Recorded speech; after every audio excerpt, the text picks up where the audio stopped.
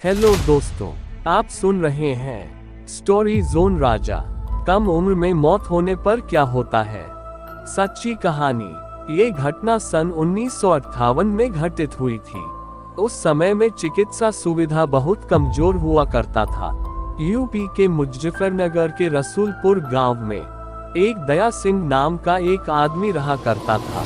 उसके एक 3 साल का बच्चा था। उसे चेचक हो गया और काफी इलाज कराने के बाद भी वो जिंदा नहीं बच सका। रात में उसकी मौत होने से सुबह उसके अंतिम संस्कार करने का निर्णय किया। उसी रात को मुजफ्फरनगर के दूसरे गांव में शोभाराम नाम के एक आदमी की बैलगाड़ी के पहिए के नीचे आ जाने से मौत हो गई। उसको अस्पताल ले जाते वक्त रास्ते में ही उसकी मौत हो गई। मृतक के घर वालों ने उसका दाह संस्कार कर दिया। दूसरी तरफ जब रसूलपुर में उस मृत बच्चे को दफन करने के लिए जंगल जाने लगे, अचानक रास्ते में उसके शरीर में हलचल हुई और वो उठकर खड़ा हो गया। सभी लोग ये देखकर दंग रह गए, लेकिन बाद में उसको जिंदा देखकर सभी खुश हो गए। लेकिन लोगों को ये पता नहीं था कि उस बच्चे के शरीर को किसी और की आत्मा ने जकड़ रखा था। उस 3 साल के बच्चे में 23 साल के शोभाराम की आत्मा घुस चुकी थी। वो अलग जगह पर आकर बहुत परेशान हो रहा था और खाना खाने से मना कर रहा था, लेकिन बड़ी मुश्किल से समझाकर उसको खाने के लिए राजी किया। एक दिन वो बच्चा अपनी माँ के साथ हॉस्पिटल जा रहा था कि अचानक रास्ते में वो जगह आई जहां शोभाराम की मौत हुई थी। उस बच्चे ने इशारा करके बताया कि ये रास्ता उसके गांव की ओर जाता है। उसकी माँ उसकी बातों को अनसुना कर उससे हॉस्पिटल ले चली गई।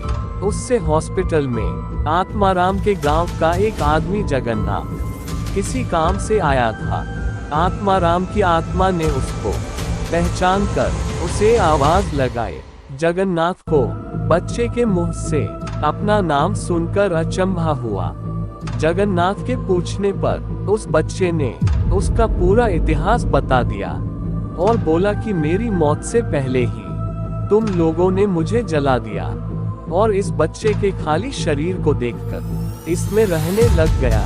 जब जगन्नाथ ने ये बात अपने गांव में बताई तो उसके पूरे परिवार के सदस्य आत्माराम से मिलने चल दिए। उस बच्चे ने सबको पहचान लिया और वो उनके साथ उसके गांव चल दिया और उसने वापस रसूलपुर आने से मना कर दिया, लेकिन लोगों के समझाने पर मान गया। इस तरह वो 2 परिवारों को साथ लेकर चलता रहा।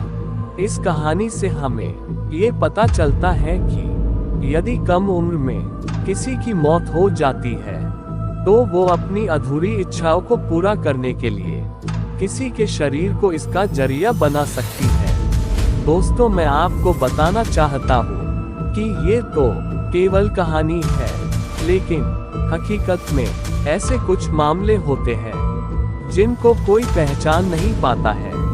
इस कहानी में आपको थोड़ी सी भी सच्चाई लगे तो कमेंट के जरिए अपना विचार लिखना ना भूलें। धन्यवाद दोस्तों।